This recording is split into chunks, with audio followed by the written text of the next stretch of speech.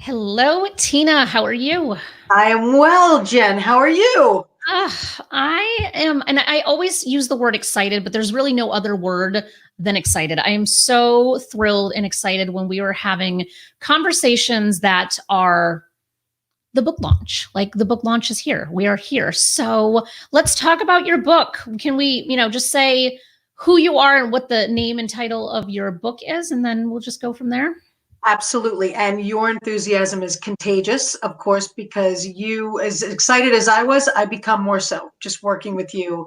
And thank you for allowing me this opportunity to talk about the book. So the book is called The Art of Facilitation, and it was for sure a labor of love to put together. It is a very quick read that came from my nerdy side of absolutely adoring and loving facilitation. And as I often say, the only thing I love more than writing about facilitation is facilitating about facilitation. It is just that. It teaches and shows the skills and breaks the myths around the science of how to communicate your message, whether it be in an facilitated state, meaning education, where you are teaching students, teaching participants, or even just having a small group or a one-on-one, but showcasing how to use the science of facilitation to get your message across in an artful way. And I will tell you, that's the game changer. That's the deal breaker, is to really understand that, sure, there's a science, it's a psychology around getting your message across, but how to do it in such a way where, by acknowledging the different learning styles, acknowledging that people are afraid. They could be sitting in front of you terrified, and sometimes that has everything to do with you and the message, or it could have nothing to do with you. And all of these little awarenesses and artful nuances will help to elevate your message. And clearly I could talk about this all day, Jen, but did that answer your question for everyone? That's in a nutshell what it's about. Yeah, and so it's the art of facilitation, communicate so they remember. So I think that that is kind of perfectly what you just kind of baked into what you were saying. And I love that it's both an art and a science, or actually a science and an art, because I would imagine that most people kind of forget the artfulness around facilitation completely. Is that a fair statement? That's a very fair statement. And the art really comes from being confident and being yourself. Because I have worked with so many people who facilitate robotically, who facilitate in a way that only works in a style for which they remember. So to again impress upon everyone that there's an art behind this is really the most important part. So yes, well said. You know what? I'm curious of thinking about just the fact that there is kind of the psychology around like facilitation. I would imagine it's very similar with sales, right? So to me, like facilitation and sales, so much of what they like, the same kind of methodology seems to apply to both, because I'm thinking, like you were just saying, like you need to communicate so that person remembers, but not, that might not be your style of communication, but it's that person's style that they need to receive it. I feel like it's very similar in a sales conversation where you need to be focused on like how the person's going to receive it, not necessarily how you want to deliver it necessarily. You couldn't have said that any better. And any good salesperson knows that in their heart and in their head.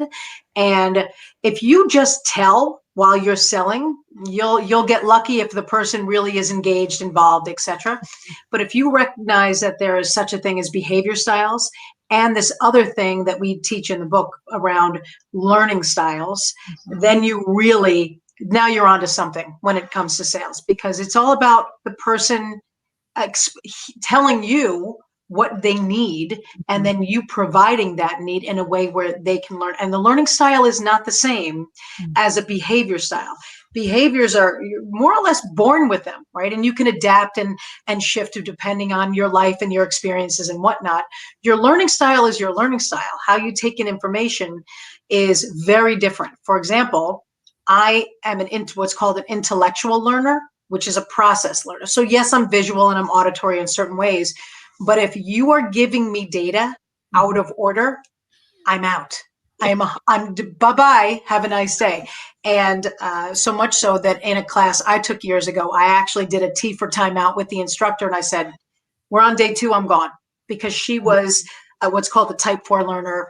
And she was literally all over the place, which worked for her. Yeah. And she was somatic and she was reactive and responsive, but I was lost. So the point is just knowing in sales that people take in information differently and showing up that way, boop, you're going to go from a 1 to a 10 right there. And so for people who are watching this and they're like, oh, wow, I have to get a copy of that book. Number one, like you can get it wherever you want to buy a book. It's available. But thinking about like what you're talking about with like different styles of learners, is that something that you talk about in your book, or are there other resources in addition to your book in terms of helping people kind of understand that style? Because again, whether sales is like that one-on-one conversation, facilitation is in a lot of ways like you're selling yourself and the knowledge that is in your head that you need to convey. So I would imagine that knowing those different styles of an audience that you're working with is probably really important. Yes. And if you Google it, yes, you will learn all about the learning styles. And they go deep. There's a nature learning style. There are music learners, etc. And everyone has a myriad of these learning styles within them. Nobody is just visual or just auditory, etc. My mentor, so to speak, Dave Myers, wrote a book, Accelerated Learning. It's been around for a really long time. I'll be honest with you, the classics are my favorite.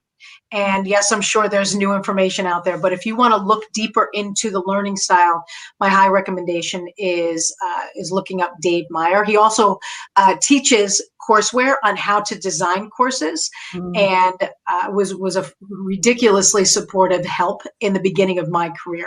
Highly recommend. Oh, that's awesome. Good. I made myself a note of that as well. And I'm pretty sure you've mentioned him in past conversations. Yeah, it sounds really important. So like thinking about the intention behind your book. So clearly this is something that you eat, sleep, and breathe and are super passionate about. So when you were writing this book, like what was the end goal that you want the person reading the book to kind of take away and do as a result of reading this? Great question. I started writing another book. When I started this whole journey, I was writing about choice and the process of thoughts, feeling, action, and et cetera, et cetera. And somehow I shifted, and I don't know if any other writer out there has gone through this process, but it hit me, write what you know, write what you're passionate about. And the second I made that shift, and it just came out. The book was just, so like so many of you out there, it happened mostly after my daughter was asleep. And at night, right? And it just flowed. And the objective for me is to share my passion, because I really, again, I'm a bit nerdy about this particular topic and how to do it and why to do it.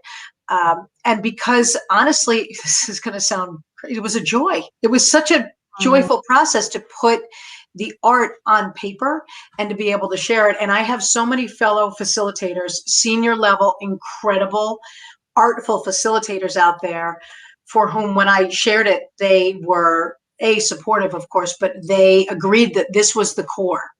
This is the artful components that I hopefully have articulated in the book are the key pieces to help you change your game. And I love facilitation warriors. And if I can selfishly be a part of that journey to help anyone get from here to really their A game and love it, I would. It's selfish, Jen, now that I said it out loud. It was a selfish desire to really help the other facilitation warriors out there be the best they can be. And I love that you think that that's selfish, that somehow that like you want to make other people better is selfish. But it is, because I feel good.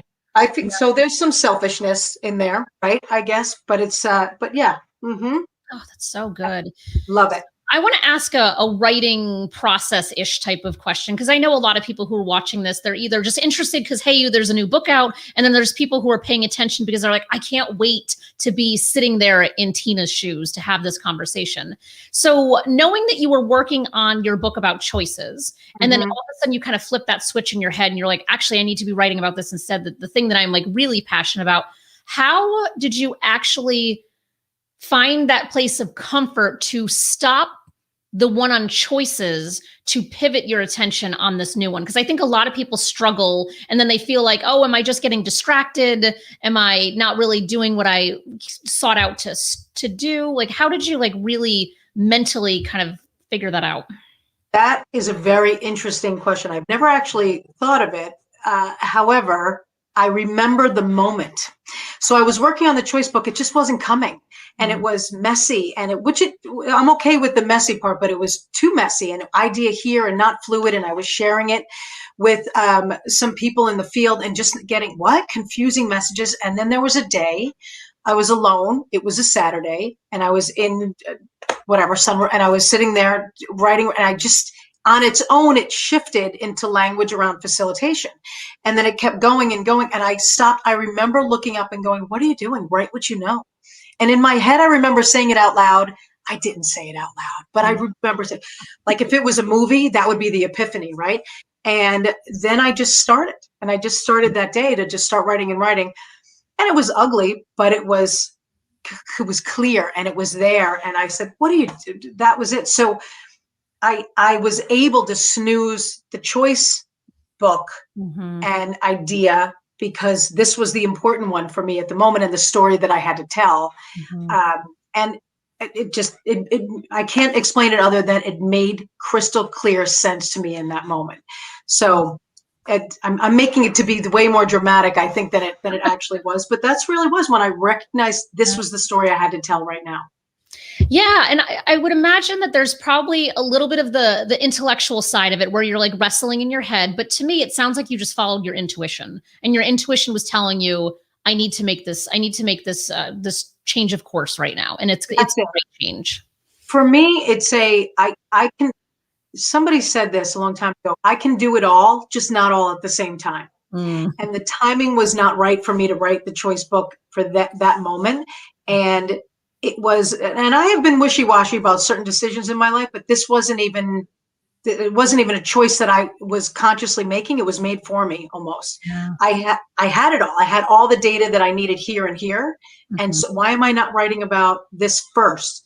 That will come. So let's put this on paper first and share this. Yeah. And I like that you just kind of followed your gut, followed your instincts. Cause I think that that's where a lot of writers struggle, is that there's this like internal wrestling match that's happening kind of throughout the process, where you're writing about one thing, but your passion really is lying on a different track, and you're trying to, and it's like this constant lack of reconciliation between like what you're feeling like you're forced to do versus what you're passionate about doing. And I imagine that applies in many other scenarios other than just writing, but in the writing lens right now.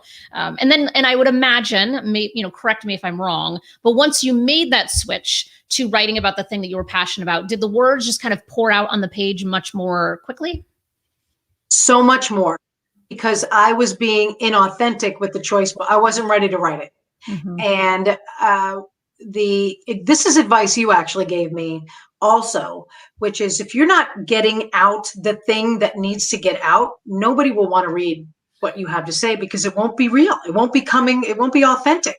And the facilitation piece poured again, ugly, so ugly at first, but it didn't matter. It was coming, and it was, for me, linear, right? It had that intellectual learning in order component.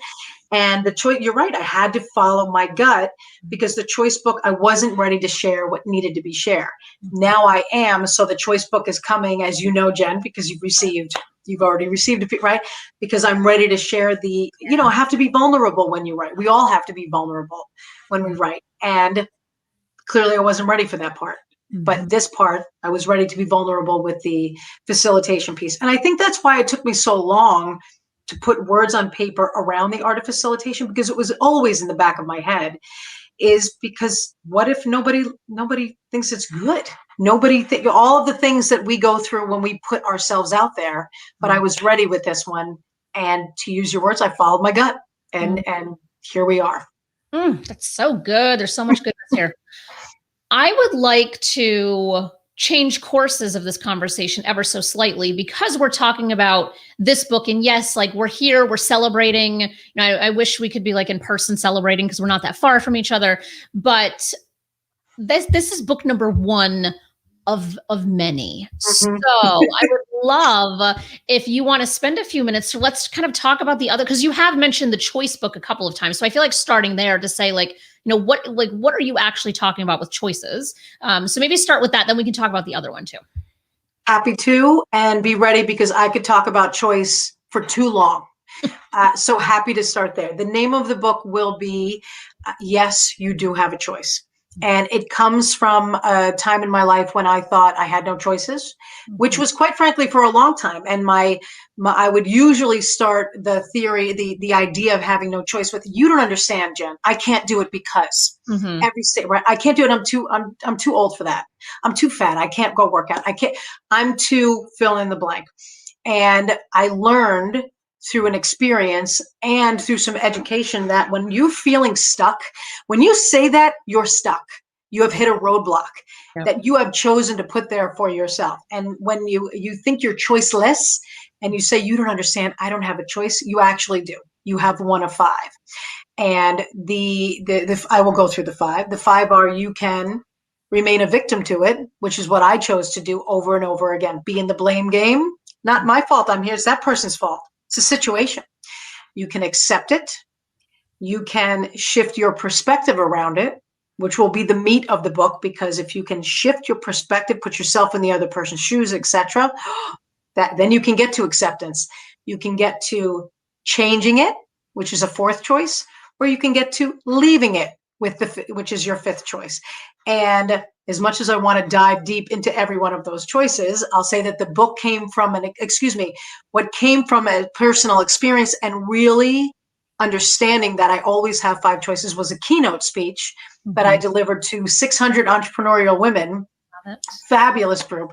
And it was the feedback around their awareness. Again, selfishly, I want that feeling, Jen. I want to share this with as many people as possible because it changed my life. It changed my career, my personal life, my professional life, just knowing that these five choices exist. So that's the backstory of how it came and what it is.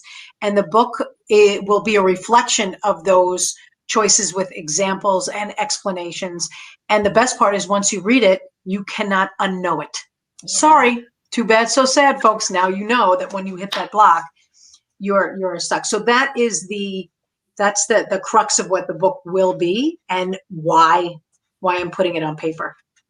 And so correct me if I misspeak here, but I would imagine that folks, because you have a column with Entrepreneur Magazine, and I do believe you're going to be putting out an article that kind of high level talks about this, so people can kind of get a taste of what the book will be about. That is correct, 100% correct. And then the idea is future articles after that will be specific examples, personal examples, calling out each one of the choices and how they really have shown up in my world and can potentially support you in yours. Exactly right. Love it. Well, I can't wait for it to come out because obviously I got a sneak peek of it. And I feel like, I watched your keynote, we've talked about this, but I feel like the way that the article just kind of frames the big picture concept is just really cool. Because like you said, once you know it, you can't unlearn it. So how awesome is that? Because everything is a choice. And I love that you're working on that. Me too. And I love that your passion for it has returned, because clearly this book had to come before this book. The 100%, the time is now. I'm ready now. And again, the words are coming out quite fluidly, and it's time to get personal. And to you, again, back to your advice, back to me, which has helped me tremendously, write what you know, but also you have to be real. And the second you put it out, I mean, it just is coming out, and it's not easy, but it's real. And to your point, that's what audiences need to hear, is the reality of the choices I made, which, ladies and gentlemen, were not great. They were downright, but I regret. I know you should have no regrets. I do. I know regret. Mistakes are just discoveries, and we learn. However, if I could do some things over, I certainly would. And my choices, when I chose to remain a victim to situations, total choice, no good comes from that. How is that serving us? And that's the core component that I want to bring forward to everyone, because again, I really feel like it can help. It helped me tremendously. Yeah, I can't wait, because even your Entrepreneur Magazine article, like you, even again, just that kind of high level, like you get really vulnerable at the beginning of that. Even I was like, I am really impressed with just how willing to kind of be exposed to just say, like, listen, I have made some bad decisions, bad choices, but this is why I'm imparting this wisdom on you, so you don't have to do the same thing I did. That's it. Learn. There was a poster I saw in a gym once with a cat hanging from a tree like this, and it said, "Learn from others' mistakes. You can't possibly make them all on your own." Mm. And I remember really taking that to heart, because and this is what it's about. I goofed and really went left when I should have went right. And if I can help to help you and others avoid that through Mhm. my discoveries, then that would be, I would love to be able to do that. God, so much goodness. And if we want to spend a minute to talk about the other book that you're working on, why not? We got a captive audience at this point, because I'm like, so obviously I'm super proud and excited of this book.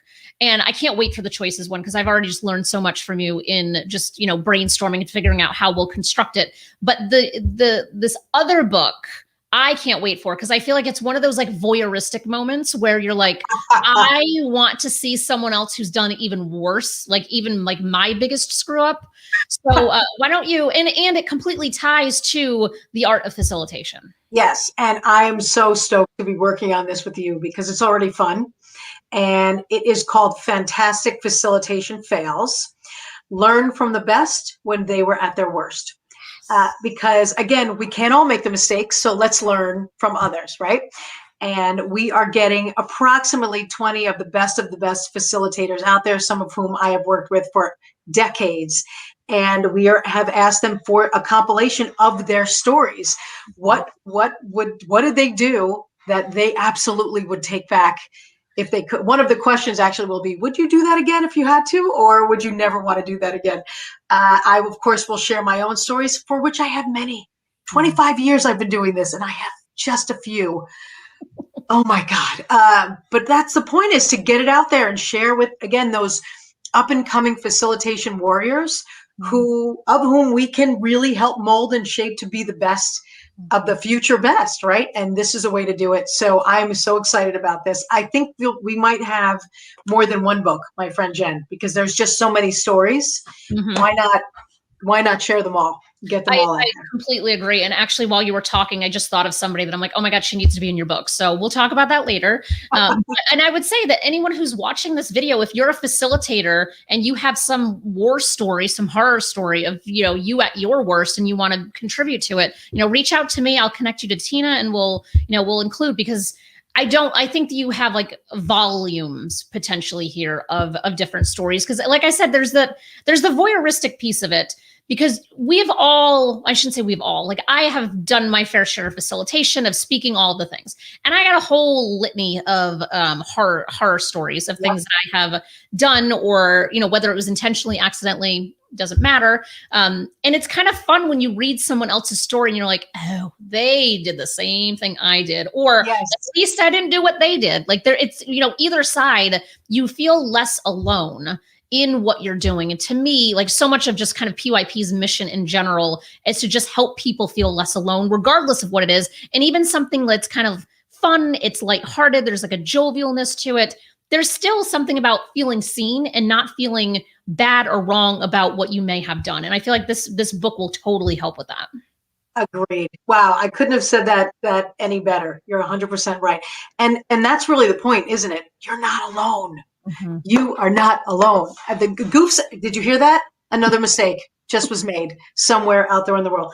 And now with this whole remote method of delivery, there's even more errors and discoveries out there, myself included. I did a whole thing just with audio, no video, had no idea for about 10 minutes, and then finally got, right? So there's just so much opportunity for things to go wrong. And how do we recover? And really a lot of that will come out of this book. So I can't wait. I can't wait either. And you just saying like the virtual delivery just gave me some ideas of how to construct this one too. So again, we'll talk about that later too. Oh, super. Thanks. Good. Fun. This has been good. Do you want to take a minute to share a little bit about what your company does, and then we'll kind of wrap up? Sure. The Retail Performance Company, or RPC, is a BMW Group joint venture. It's half owned by BMW, and it was created initially as a consultancy that focuses on and is our experts in training, coaching, and HR services. And originally, the company was created for BMW from BMW, but we quickly shifted and branched out to supporting companies. And what we do is we consult, we go in and we ask all of the hard, sassy questions that people are afraid to ask themselves, and we get down deep to what the prescription should be. And then typically we are working with leaders and teams to help with process shift. We help organizations with their profitability and from the inside out training, leadership training. The Art of Facilitation is actually one of the classes that we teach, 3-day intensive on how to get your message across.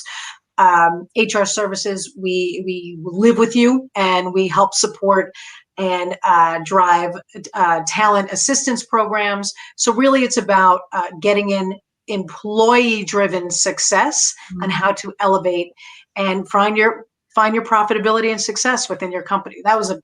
It's a very high level, and we just celebrated our 8-year anniversary globally last month. We're about 400 people globally in 10 different countries. Wow. So very exciting. I absolutely adore working with the team and the company. And thank you for asking, Jen. I haven't done that in a while. I wondered if I knew all the answers. Hey, look at me.